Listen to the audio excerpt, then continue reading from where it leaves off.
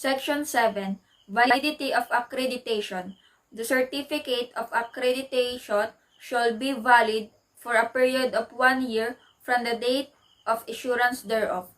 Sinasabi dito na ang certificate of accreditation ay dapat lang tumagal sa loob ng 1 taon mula nang ma-issue ito. Next is Section 8. Access of department representative to agency's record.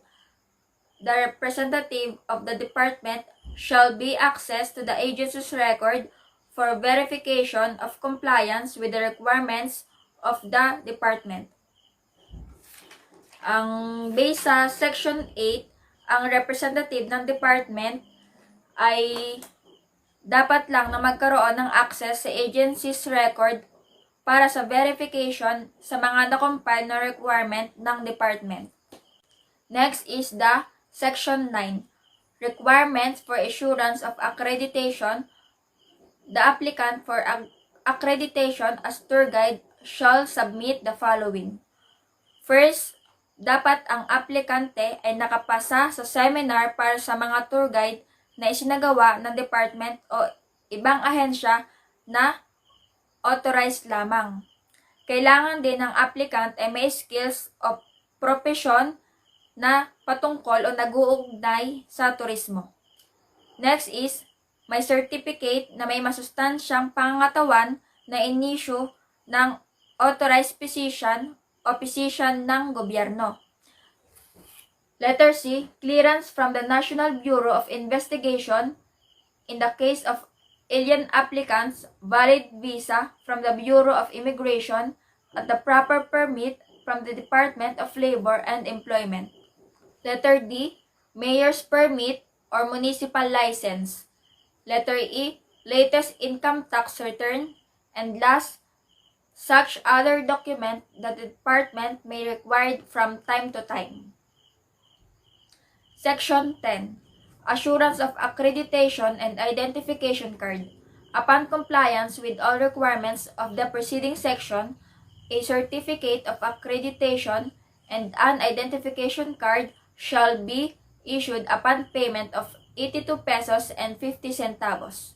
And 22 pesos respectively, and shall be valid for a period of 1 year from the date of issuance thereof. Ang sinasabi dito na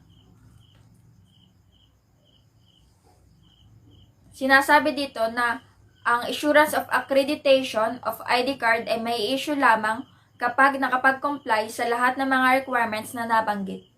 At kapag nakapagbayad ng 82.50 at 22 pesos na nagtatagal lamang ng 1 taon mula nang ma-issue ito. Then, Chapter 4. Requirements for the accreditation of professional congress organizer. Section 11. Who may apply for accreditation? The following may apply for accreditation as PCO. First, isang Filipino citizen na residente ng Pilipinas. Second, ang partnership ay inayos under the law of the Philippines at dapat lamang na ang 60% ng kapital ay pag-aari ng Filipino citizen. Letter C, ang korporasyon ay ginawa under the law of the Philippines at narapat lamang na ang 60% ng voting shares of stock ay pag-aari ng Filipino citizen at komposisyon ng board of directors ay at least 60% na Filipino. Section 12. Requirements for issuance of accreditation. Any person applying for accreditation as PCO shall file this application under oath, together with the following supporting papers and or document. First is, in case of a single proprietorship, a business name, certificate, and all amendments thereto.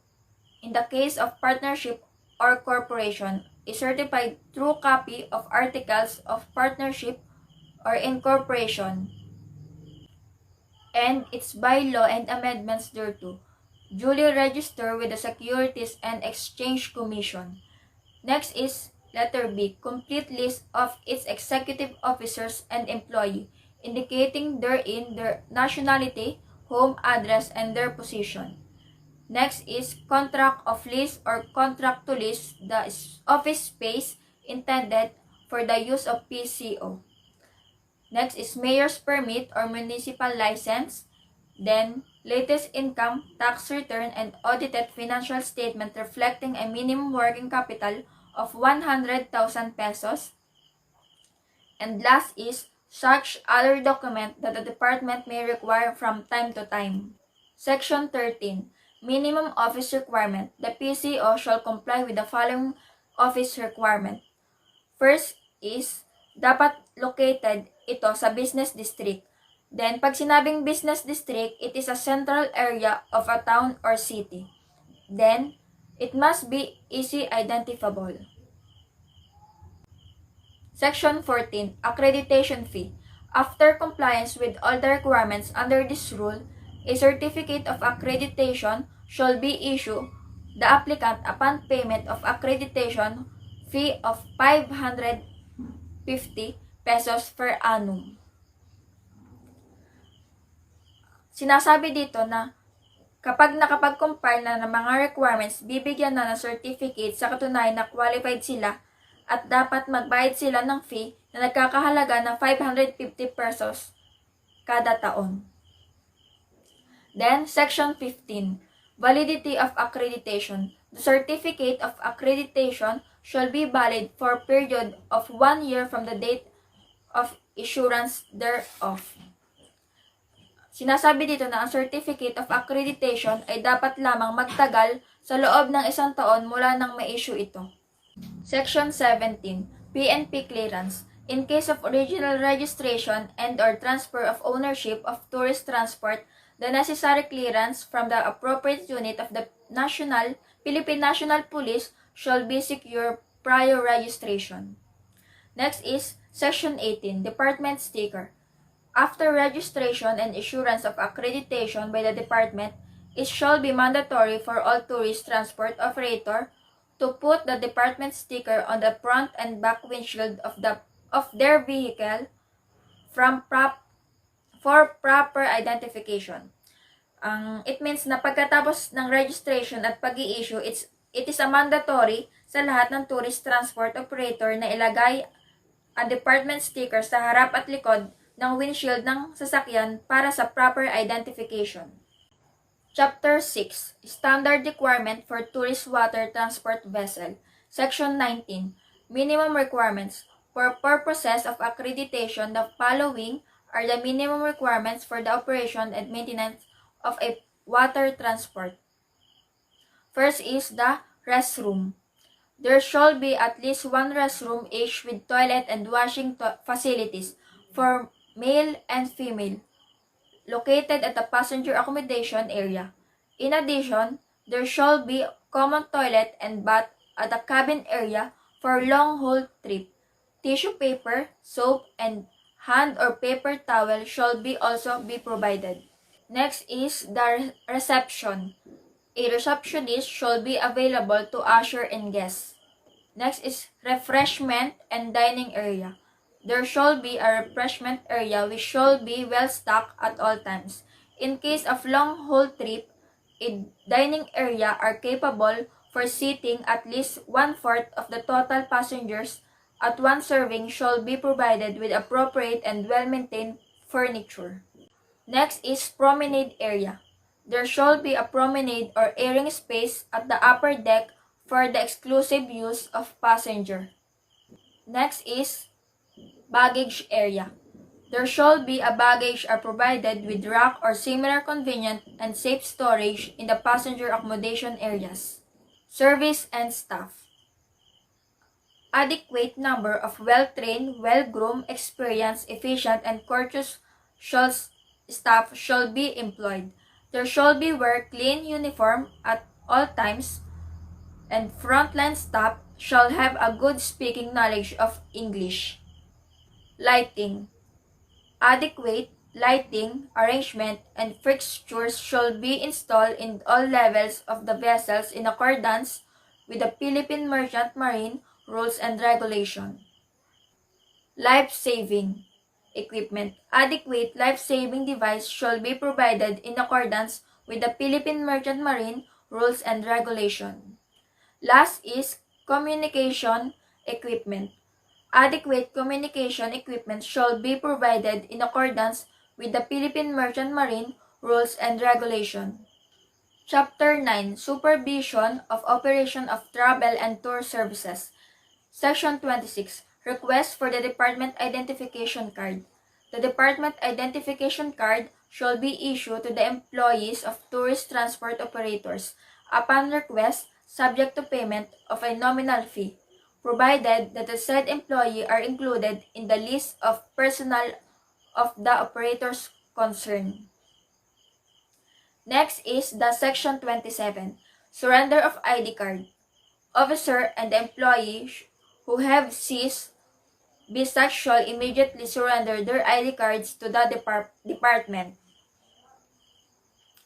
Ang base dito sa Section 27, ang officers at ang mga employees na natapos na o tumigil na ay dapat lamang na ibalik ang card sa department. Then next is Section 28, Service operators shall provide service that is safe, regular, comfortable, and convenient as possible. Then, next is Section 29, Display of Certificate of Accreditation. The certificate of accreditation shall be displayed in all conspicuous place of the establishment. Ang sinasabi lang dito sa Section 29 na ang certificate of accreditation ay dapat nakadisplay na kung saan nakikita siya sa isang establishment. Then, Section 30, Non-transferability of Certificate of Accreditation. The rights over the accreditation shall be non-transferable. Then, Section 31, Periodic Inspection. When necessary or when public good dictates, the department may send an inspection team to the establishment for the purpose of finding out whether they are being kept or managed in a manner comfortable to the standard set by the department. The inspection shall be conducted at a reasonable time of the day with due regards and respect accorded to the rights of privacy of parties concerned. Ang sinasabi dito sa Section 31 na kailangan ang department ay magpadala ng inspection team sa isang establishment para malaman kung namamanage ba ng ayos na naayos sa standard ng department. Chapter 9, Supervision of Operation and Travel Tour Services. Section 32, to be accomplished during ocular inspection of the establishment. The DOST inspection team shall provide itself with a set of checklists for the requirements for the establishment. All deficiencies found as well as the requirement complied with shall be noted in the checklist. Section 32. Defect and deficiencies found during the inspection. Where certain defects and deficiencies are found in the courses or the inspection, the department shall give direction to the manager or operator to rectify the defect and deficiencies within reasonable period of time. Section 34. Penalty for failure to remedy the defects and the tenure. If the management fails to remedy the defects or deficiencies, the department may revoke the certificate of accreditation of the establishment. Chapter 10, Grounds for Cancellation of Accreditation. Section 35. Grounds for the cancellation of accreditation or any following acts or omission shows sufficient ground for the cancellation of accreditation of the tourist establishment. Making any false declaration or statement or making use of any such declaration or any document containing the same or committing fraud or any act of mispresentation for the purpose of obtaining the grant of accreditation. Failure to maintain the standard and requirements for the accreditation as prescribed in these rules. Violation or non-compliance with any of the provision of these rules or decision and circular issued by the department and other concerned government agencies and any other act or omission that works against the interest of tourism industry. Chapter 11, Miscellaneous Provision. Section 36, Confidential character of certain data. Information and documents received are filed with the department in pursuance of the requirements of this rule shall be treated as confidential and shall not be divulgated to any private party without consent of the party concerned. Section 37, separability clause. The provision of these rules are hereby declared separable. And in the event that any one or more such provisions are declared invalid, the validity of the other provision shall not affected thereby. Section 38, Repealing Clause. All existing rules and regulations or circular issued by the defunct Board of Travel and Tourist Industry or previously issued by the Department of Tourism, which are inconsistent with the provision of these rules, are hereby repealed or modified accordingly. For Section 39, effectively. These rules and regulations shall take effect immediately. Laws regulating professional congress organizers who may apply for accreditation under the DOT. Trade show and event is organized by a professional congress organizer for the purposes of accreditation of the Department of Tourism. Requirements for the insurance of accreditation by DOT. First, resident Filipino citizen, single proprietorship, partnership corporation. Accreditation and profession congress organizer. For the insurance of accreditation by DOT, complete list of its executive officer and employees, indication therein the nationality, home and address, and their position. Contract of lease or contract to lease the officer's space intended for the use of the PCO. Mayor's permit and municipality license. Latest income tax return and audited financial statement. Last is such other documents that the department may require for time to time. Nature and descriptor of businesses. Duty of reasonable care. To ensure participants are not subjected to unreasonable risks or harms. Conventions. To inform warn participants of known risks, to investigate all aspects of the event including safety and security and act accordingly, to plan for the safety and well-being of every participant. Conference Congress Seminars. Usually, general session face-to-face group, sharing experience in particular field under the guidance of an expert discussion leader. Attendance is 30 persons or less, commonly used for European designation for convention and many international scope symposium. Lecture, a panel discussion by an expert in a given field. It is a formal presentation by an expert, sometimes followed by question and answer period. Workshop, training each other to gain new knowledge. Forum, a discussion taking opposite sides of an issue by experts in a given field and participated by audience. Colloquium, Professional Congress Organizer or PCO. A program in which participants determine the matter to be discussed. The leader would construct the program are the most frequently programs attended by 30 persons or less. Laws regulating restaurants and other tourism-oriented establishments. Nature and description of business. Restaurants. Any establishment offering to the public refreshment or meals, bars, and pubs may be also classified under the generic category. Department store is a store that sells or carries several lines of merchandise and that is organized into separate sections for the purpose of the promotion, service, accounting, and controlling. Sports centers. A sports and recreational club center is any establishment offering sports and recreational facility to tourists to the general public. Museum is an institutional establishment where a collection of valuable objects and artifacts on history and culture. Karaoke bar, establishment offering karaoke and videoke facilities to the tourists and to the general public. Gallery, establishment that has a formal space of exhibit for paintings, sculptures, print, photographs, potteries, and mixed media. Tertiary hospital, 30-year hospital for medical tourism is an institutional that provides clinical care and management, as well as specialized and sub-specialized forms of treatment, surgical procedure, and incentive fees. Spa. Spa is an establishment that has a holistic approach to the health and wellness, rest and relaxation that aims to treat body, mind and spirit by integrating a range of professionally administered health, wellness, wellness, fitness and beauty, water treatment and services.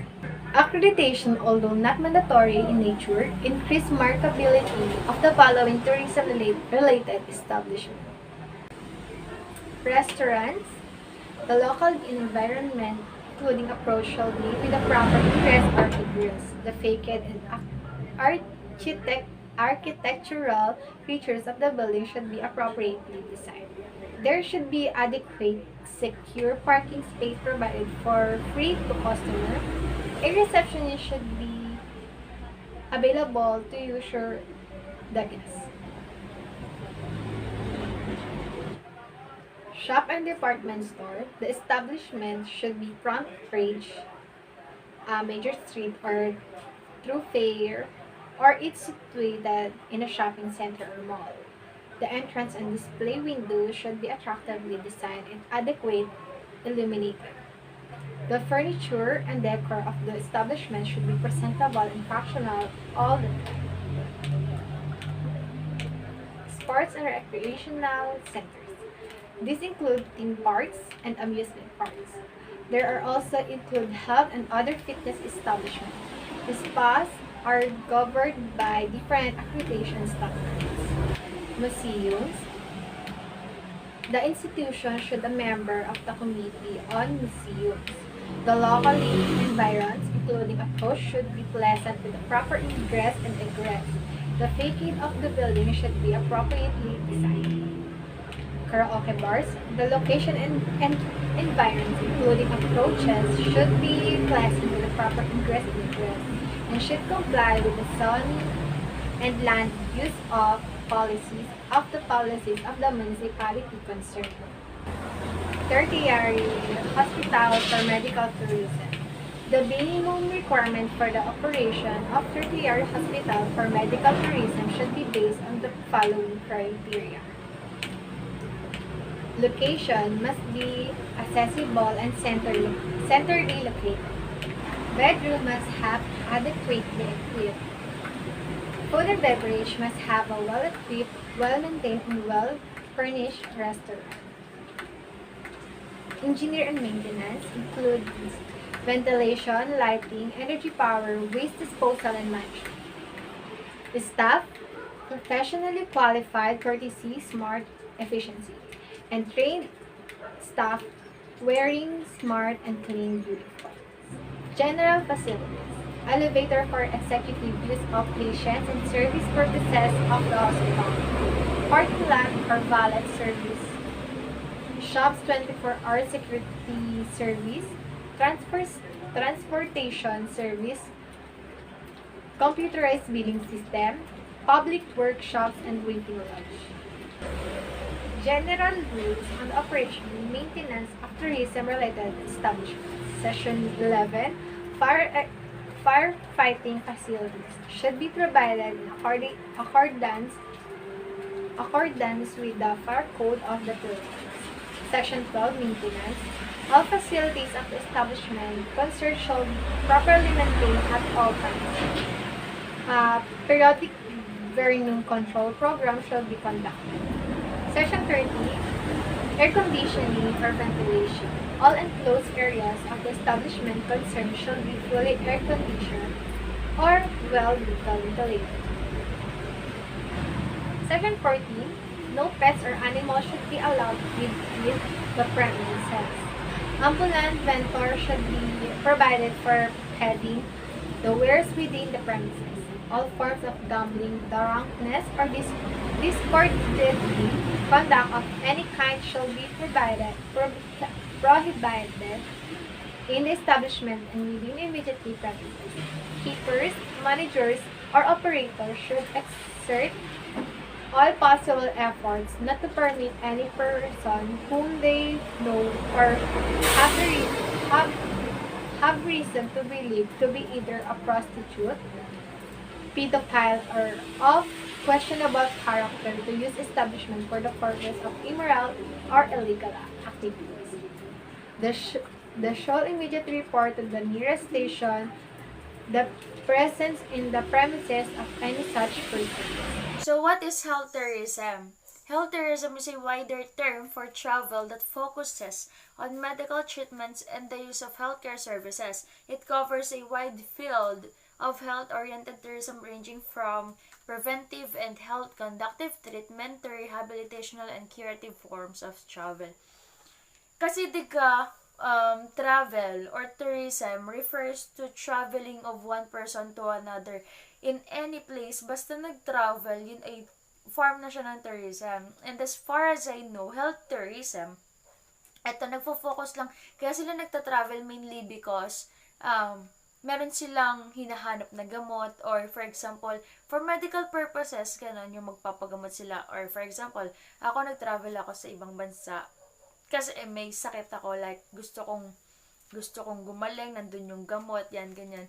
And there are reasons na kaya sila nagta-travel is because walang available na ganon, yung medicine, walang available na ganon dun sa place of origins nila. So the laws regulating health tourism, healthcare compliance, professionals are needed to help clinical facilities and organizations address the ever-growing government regulations that set privacy and usage standards for patient information, ensure quality patient care, prevent fraud, and protect healthcare staff. And also, healthcare regulations and standards are necessary to ensure compliance and to provide safe healthcare to every individual who access the system. So, why is there a law dun sa health tourism? So, yan, na-implement itong laws na ito, itong batas na ito tungkol sa health tourism kasi hindi naman pwedeng magta-travel ka lang dahil gusto mo lang, ganyan. Pero ang purpose mo talaga is for medical. Like, for example, ay, kunyari, may gamot. Ito, kagaya for example sa vaccine, meron siyang nailabas na vaccine, for example. Yan, tapos ikaw na si ewan, para ang ewan dyan, you're going to get many of it and then you sell it to ganyan. Yung parang pagkakakitaan mo para sa mga illegal ganyan. Kaya may mga batas tayo na ginagawa and also to protect din talaga. Yung pinaka ginagawa naman talaga ng batas is to protect our rights na din. Kaya yun, it is important to follow these rules yun about the health tourism. So what is medical tourism? Medical tourism can be defined as the process of traveling outside the country or residence for the purpose of receiving medical care. Growth in the popularity of medical tourism has captured the attention of the policymakers, researchers, and the media. Originally, the term referred to the travel of patients from less developed countries to developed nations in pursuit of the treatments not available in their homeland. Ito, kagaya nga ng sinasabi ko kanina, nagta-travel ang tao kasi meron silang medical purposes, yung kailangan nila ng gamot. Like for example, dito sa Philippines, I don't know what mga sakit ba yung wala tayong mga healthcare facilities, like yung mga machines na kailangan, kunyari ganyan. Yan, may kailangan tayong machine na may kailangan gawin sa katawan natin na hindi available dito sa Pilipinas. So we are going to other countries kung saan available yon. Kasi yun naman is choice mo din. Kung gusto mo humaba ang buhay mo, edi ikaw ay magta-travel, ganyan. Tapos ito yung nandun na yung thought na hindi nga develop yung country mo, kaya magta-travel ka talaga sa ibang lugar. Tapos yun, na-form yun doon yung medical tourism kasi napunta ka nga dun para sa isang medical purposes. So, ito nga, what is the reason for medical tourism? Kagaya nga lagi ko sinasabi, Ito ay yung mga search of better and high quality of medical treatments that may not be available in the native country. To find a cheaper place for medical procedures of same quality, as well as in some countries, certain medical procedures are not legal, such as fertility procedures, so such people go to different countries to get the procedure done. Ito, for example, is um, yung mga transgender, or yung mga no, for example, si gay na gustong magpapalit ng kanyang ganon. So, yon hindi pa siya, I think, available in the Philippines. So, di ba sila nagta-travel sila sa mga country na nagpapalit, or yung mga, kasi it's a form of medical, kasi may ginagawa yung parang may mga operations na ginagawa, surgical. Yan. And also, another reason is dito sa Pilipinas, kunyari is meron nga tayong available nga yung certain machine or yung certain medicine dito sa Pilipinas na kailangan mo, but then mahal kumpara dun sa other country or dun sa ibang lugar. Kunyari, for example, is local din, dito sa Batangas is mahal, and then sa Cebu, mura pala. Yan, yung malaking mura, mas makakalasgastos ka, edi siguro nasa iyo na din talaga yung choice kung magta-travel ka for that reason. And in some countries, medical procedures are not legal. Yan. May mga ganun nga. For example is, I don't know if it is legal in the Philippines, yung pagpapalit nga ng ganyan. Yung some kasi bumabalik na lang is okay na, yung parang nag-iba na yung kanilang ganon. Pero, basta yun, I know all of you gets what I mean. Yun, and yan. So, why medical tourism is important? Paulit-ulit lang naman tayo dito sa sense na ito, dun sa sense na sinasabi ko na ang pinaka-point ng medical tourism is to make things possible in medical purposes or in the medical field na magawa kung hindi siya available dun sa native land mo, dun sa iyong place of origin. Like, for example nga, ako gusto kong magpagamot ng aking sakit, kunyari ay cancer. Kunyari lang, ha? And hindi kunyari siya made available dito sa Pilipinas, then I would travel doon sa ibang bansa or sa ibang lugar kung saan available yung medicine or yung medical treatment na kailangan ko para ako ay mabuhay. Yan. So, part dito yung accreditation of spas under the section 1, which is the definition of terms. Spa is an establishment that has holistic approach to health and wellness, rest and relaxation that aims to treat the body, mind, and spirit by integrating a range of professionally administered health, wellness, fitness, and beauty, water treatment, and services. We have different types of spas, and meron din tayong different places kung saan ginaganap or ginagawa ang massage or yung mga spa, ganyan. Kasi nga, ang spa naman is not just about this masahe, ganyan, or massage. It is also about where you can feel relaxed, feel comfort, or comfortable, tapos meron kang makakapagpahinga ka, ganyan. Esthetician is a licensed therapist who has undergone training locally or internationally regarding the skin, face, neck, and likewise skilled in giving beauty treatments such as facial, manicure, and pedicures. Si esthetician daw is licensed therapist siya. Yung parang, kumbaga, ang ginagawa niya is mga beauty care, ganyan, yung parang mga panlabas lang, kagaya ng mga face, necks, ganyan, next, tapos yung mga manicure, pedicures yan, ganyan. Tapos yung massage therapist, a certified licensed massage therapist who has undergone extensive training either locally or internationally regarding anatomies, physiology, and multitude of massage techniques.